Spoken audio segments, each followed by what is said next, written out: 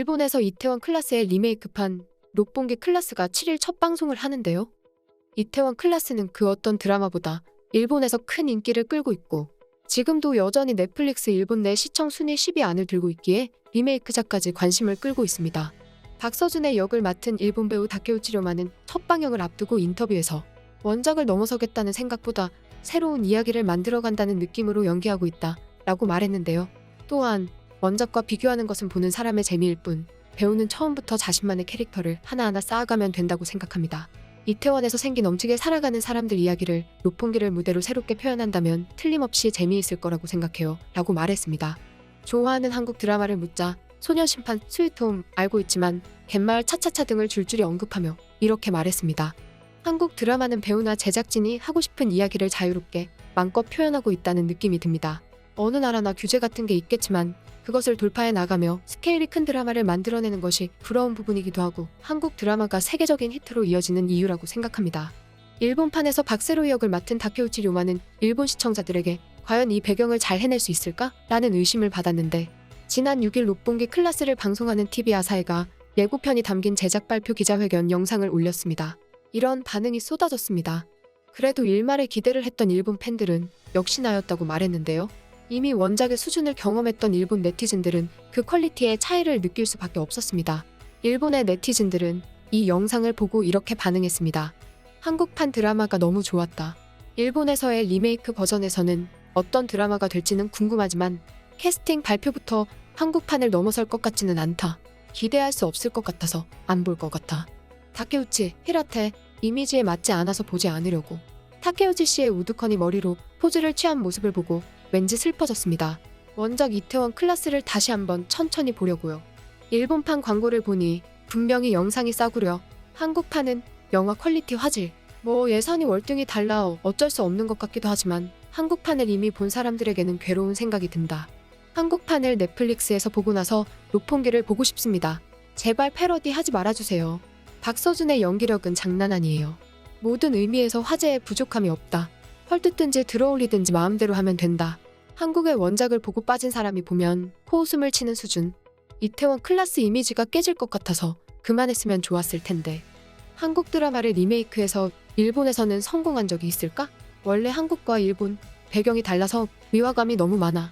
본가의 한국판을 보고 리메이크한 일본 드라마를 보면 원래 템포가 너무 느려서 그것만으로 재미없어져서 볼 수 없게 되어버리는 저입니다.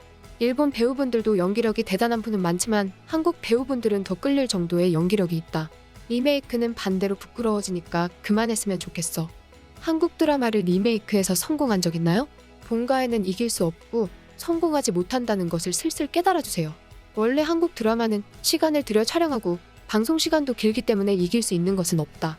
나는 원작을 알기 때문에 리메이크는 보지 않는다. 마지막으로 한 번 더 말할게요. 한국 드라마 리메이크 그만하세요. 대부분의 일본 네티즌들은 록봉기 클라스의 예고만 보고도 실망감을 나타내며 한국의 원작을 한 번 더 보겠다고 말하고 있습니다. 그런데 이런 현상은 작년 박서준 주연의 다른 드라마에서 이미 나타난 바 있습니다. 지난해 일본은 박서준 황정음 주연의 그녀는 예뻤다를 리메이크했습니다. 그런데 일본판 그녀는 예뻤다가 방영되자 7년이나 지난 2015년판 한국 원작 드라마가 다시 7위로 올라왔습니다. 이것은 박서준 효과라고 말하기도 했지만 일본 원작이 형편없어서 원작의 감흥을 느끼기 위해 일본 시청자들이 역주행을 한 것이라고 했습니다. 일본에서는 당시 1회를 방송하고 나자마자 일본 네티즌들은 이렇게 반응했습니다. 시작한 지 1분인데 과연 외모지상주의 한국이라는 느낌이야. 역시 한국 리메이크는 일본에 맞지 않아. 박서준이 켄티라니. 켄티 좋아하지만 이 역할은 무리라고 생각. 더 키가 큰 얼짱으로 부탁합니다. 켄티는 꽃미남 역할을 좋지만 이런 역할을 하기에는 관록이 부족한 것 같다. 이렇게 일본 네티즌들은 원작에서 보여준 감흥은 일본 리메이크작에서 찾기가 어려웠다고 했습니다. 지금 일본에서는 올해 들어 한국 콘텐츠를 향한 애정이 더욱 강렬해진 것으로 나타났는데요. 일본 넷플릭스의 TV 드라마 인기 차트를 한국 콘텐츠가 싹쓸이하는 초유의 기록까지 나오고 있습니다. 이런 상황이 되자 일본의 제작사들은 물론 전 세계 드라마 제작사들은 한국의 원작을 사다가 리메이크를 경쟁적으로 하고 있는 상황이 되었습니다. 미국에서도 리메이크되어 흥행에 성공한 드라마 굿닥터는 일본에서도 리메이크되어 큰 성공을 거두었습니다.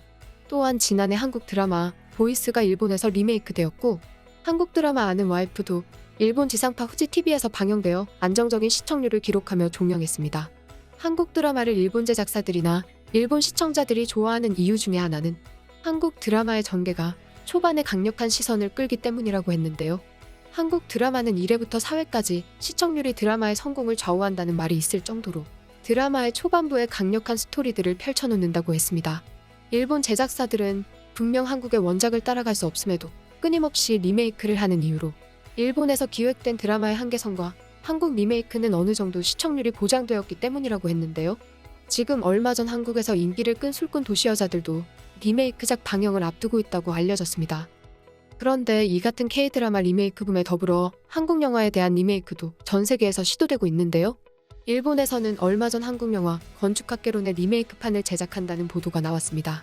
여기에는 일본 자니스 출신 유명 배우 야마시타 토모이사가 출연해서 더욱 주목을 받았는데 최근 돌연 제작 중단을 선언했습니다. 일본 넷플릭스는 최근 공식 홈페이지를 통해 사랑에 빠진 집 제작에 있어 모든 제작 관계자가 크리에이티브 방향성에 만족할 수 있는 작품의 개발을 목표로 했다 라며, 그러나 오리지널판 건축학개론의 경위를 표하는 것을 우선해 각 사가 동의해 공동 제작을 중단하기로 했다. 본 작품의 기획에 관련된 모든 스태프들에게 감사드린다 라고 입장을 밝혔습니다.